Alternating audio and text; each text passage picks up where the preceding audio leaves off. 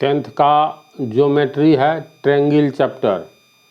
ये थ्योरम 6.9 है। यदि किसी त्रिभुज की एक भुजा का वर्ग अन्य दो भुजाओं के वर्गों के योग के बराबर हो तो साबित कीजिए कि पहली भुजा का सम्मुख कोण समकोण होता है। इस थ्योरम का अर्थ ये हुआ, इसका कहना है जैसे मान लो एक त्रिभुज है,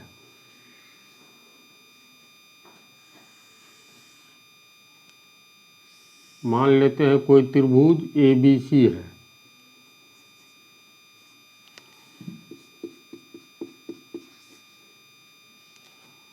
तो यदि किसी त्रिभुज की एक भुजा का वर्ग, मान लो AC का वर्ग,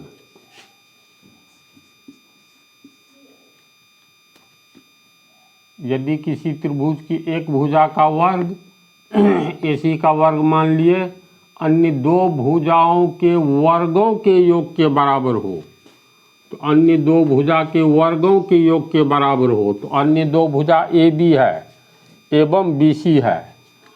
तो इसके अनुसार त्रिभुज की किसी एक भुजा का वर्ग अन्य दो भुजा के वर्गों के योग के बराबर, तो एक भुजा हो गया AB का वर्ग, दूसरी भुजा BC के वर्ग, यानी दोनों भुजा के वर्ग का योगफल होता है। इस थ्योरम के अनुसार किसी त्रिभुज की एक भुजा का वर्ग, तो एक भुजा AC ले लिए, AC का वर्ग अन्य दो भुजाओं यानी AB और BC, तो AB के वर्ग और BC के वर्ग के योग के बराबर हो तो इस पहली भुजा के सामने का कोण समकोण होगा। यानी हम लोग को साबित करना है ये कोण समकोण होगा। समझा? टर्म एंड कंडीशन ये है, किसी त्रिभुज की एक भुजा का वर्ग अन्य दो भुजाओं के वर्गों के योग के बराबर हो तो पहली भुजा के सामने का कोण समकोण होगा, यानी 90 डिग्री होगा। ये साबित करना है। तो ये एक्चुअली दिया हुआ है, प्रश्न से ये दिया हुआ है।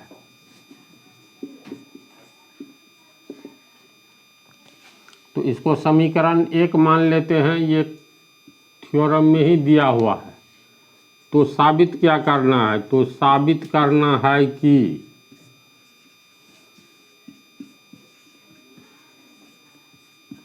कोण B यानी पहली भुजा के सामने का कोण सम्मुख कोण यानी कोण B बराबर 90 डिग्री होगा। थ्योरम को समझा? क्या कह रहा है, क्या दिया हुआ है और क्या साबित करना है। तो हम लोग एक अलग से कोई त्रिभुज लेंगे, मान लो एक दूसरा त्रिभुज लेते हैं, त्रिभुज नहीं लेंगे, कोई एक सरल रेखा खींचेंगे।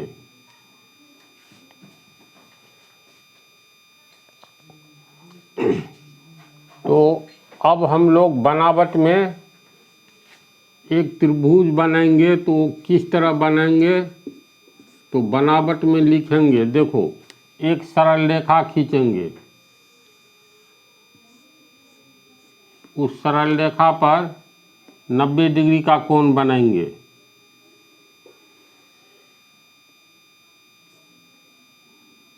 मान लो DE एक सरल रेखा खींचे और इस पर 90 डिग्री का कोण बनाए।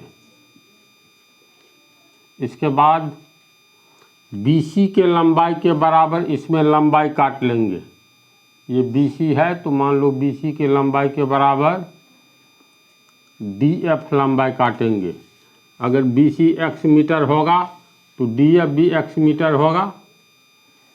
तो लिखेंगे BC बराबर DF बराबर x, तथा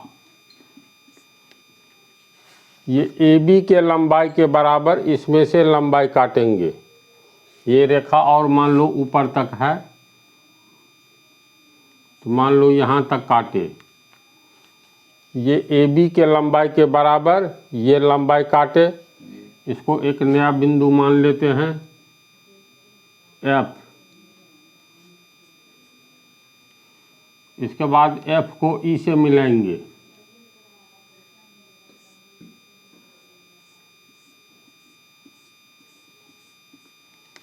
तो बनावट में हम लोग क्या किए, डी ई रेखा में से डी एफ काटे हैं बी सी के लंबाई के, और ए बी के लंबाई के बराबर एफ डी काटे हैं ये इस रेखा में से। तो अगर मान लो ये तुमको वाई मीटर है तो ये भी वाई मीटर होगा। इसके बाद एफ को ई से मिला दिए, तो वास्तव में त्रिभुज एफ डी ई कौन सा त्रिभुज हुआ, तो समकोण त्रिभुज हुआ ना, क्योंकि एक कोण 90 डिग्री हो गया इसमें। तो समकोण त्रिभुज में देखो, अब प्रूफ में जो लिखेंगे, समकोण त्रिभुज एफ डी ई में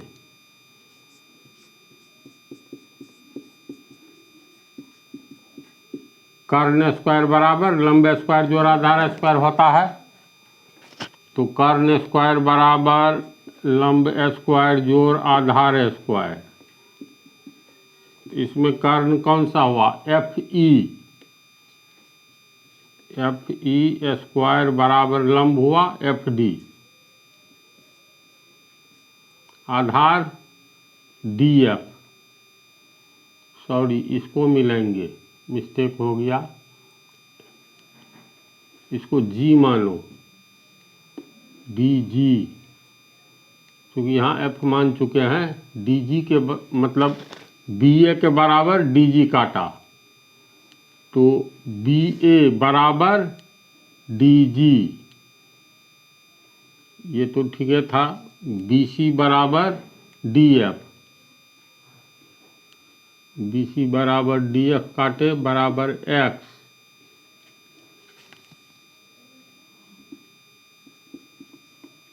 तथा बी ए के बराबर डी जी काटे हैं, तो बी ए बराबर डी जी, बी ए बराबर डी जी बराबर वाई, समझा, ये वाई, ये भी वाई, ये एक्स, तो ये भी एक्स। अब ये बिंदु जी को एफ से मिलाएंगे, ये बनावट में मिस्टेक हो गया था उस समय कहने में, तो ये हुआ चित्र। तो अब समकोण त्रिभुज जी डी एफ में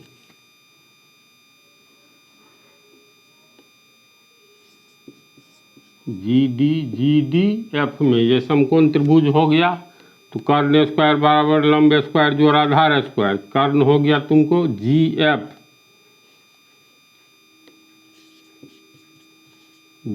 स्क्वायर बराबर कर्ण स्क्वायर बराबर लंब स्क्वायर यानी जी डी स्क्वायर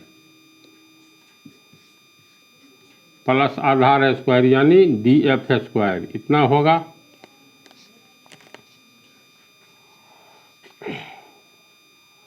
इतनी बात को समझ गया ना, जी एफ कर्ण हुआ, इसीलिए जी एफ स्क्वायर बराबर जी डी कितना है, जी डी देखो वाई है, तो y square plus d f कितना है, डी एफ एक्स है, तो एक्स स्क्वायर, समीकरण 1।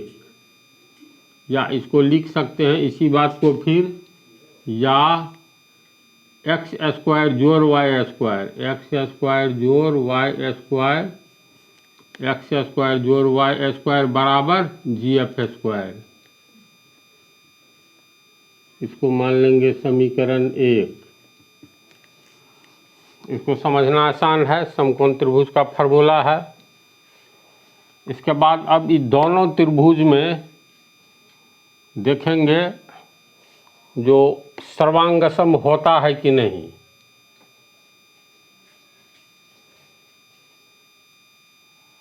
ये हम लोग को समीकरण 1 प्राप्त हुआ है, लंब स्क्वायर जोड़ आधार स्क्वायर, लंब स्क्वायर जोड़ आधार स्क्वायर बराबर कर्ण स्क्वायर यानी जी एफ स्क्वायर, इस त्रिभुज से।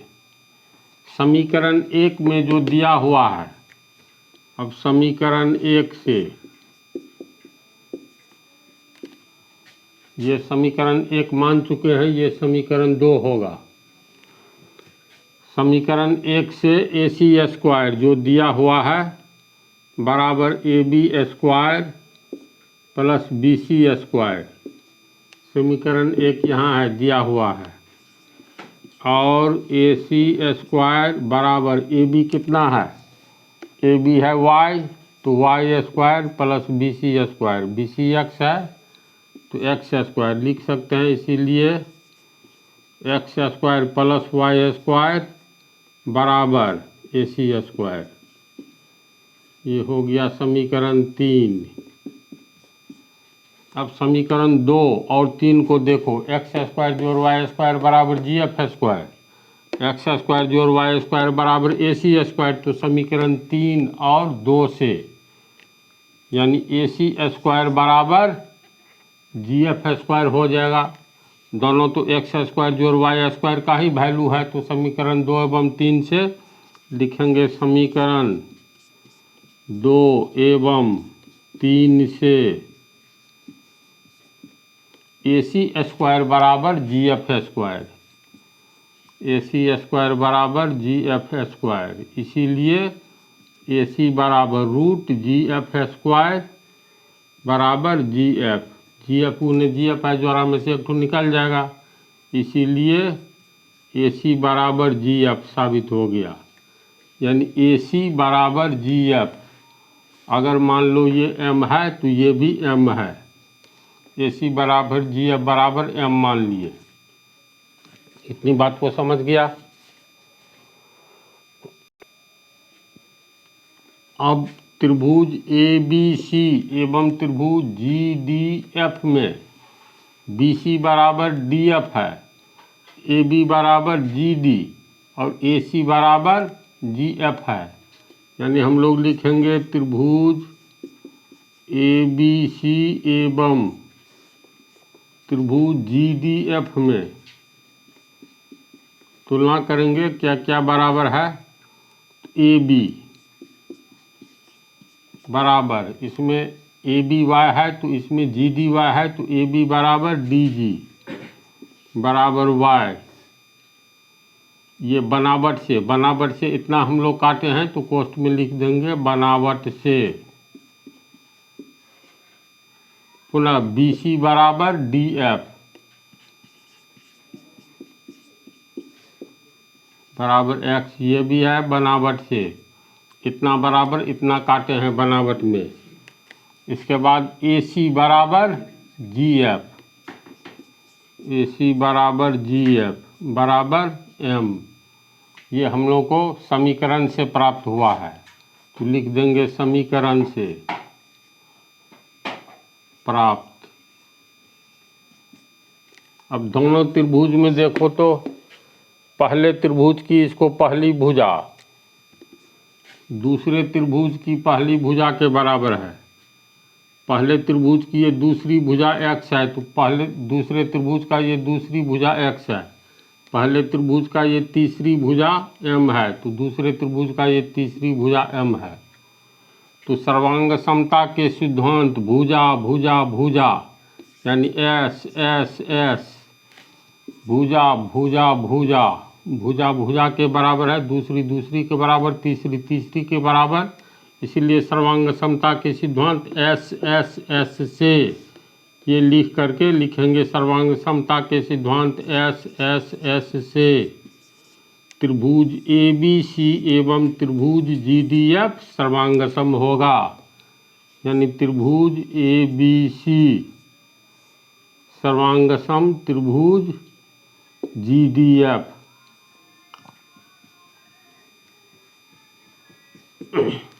और पुनः लिखेंगे जब दो त्रिभुज सर्वांग सम होते हैं तो लिखेंगे, हम जानते हैं कि जब दो त्रिभुज सर्वांग सम होते हैं तो समान भुजा के सामने वाला कोण, ये समान है तो समान भुजा के सामने वाला कोण समान होता है। इसलिए भुजा m मीटर लंबा और ये भुजा m मीटर लंबा, तो इसके सामने का कोण 90 डिग्री है, जो कि हम लोग बनाए थे इस एम के सामने का कोण भी 90 डिग्री होगा, अर्थात कोण डी बराबर कोण बी, डी बराबर कोण बी या डी है 90 डिग्री तो बी भी 90 डिग्री होगा। प्रूव्ड। तो कैसे कैसे चरणबद्ध साबित करेंगे बतला दिए हैं, इजी है। इसका नोट तैयार है, नोट हम सप्लाई करेंगे।